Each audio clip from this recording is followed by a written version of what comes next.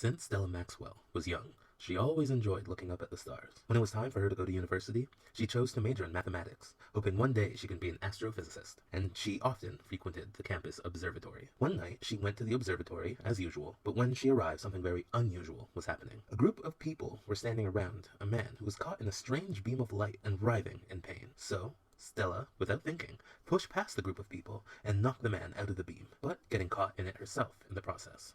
The man's pain now transferred to her. Not long after, a superhero named Hardware shows up and is able to get her out of the beam. But before leaving, he noticed that Stella's body was emitting a dangerous amount of electromagnetic radiation, so he decided to take her to his lab. After Stella wakes, Hardware explains that the man she saved was a scientist that created a device that would revolutionize how they looked at space. But instead, it somehow transferred all the energy of a nearby star into Stella.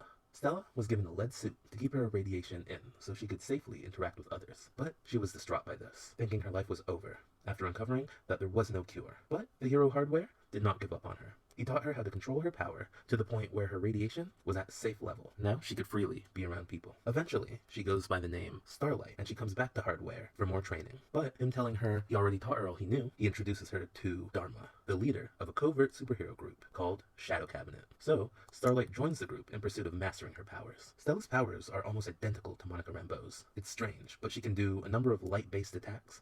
Her body is made out of energy, and she can absorb and convert energy. She is extremely powerful. Thank you very much for listening. Stella is actually from Milestone Comics, the Dakotaverse, which I didn't even know who she was, but she's a pretty cool character.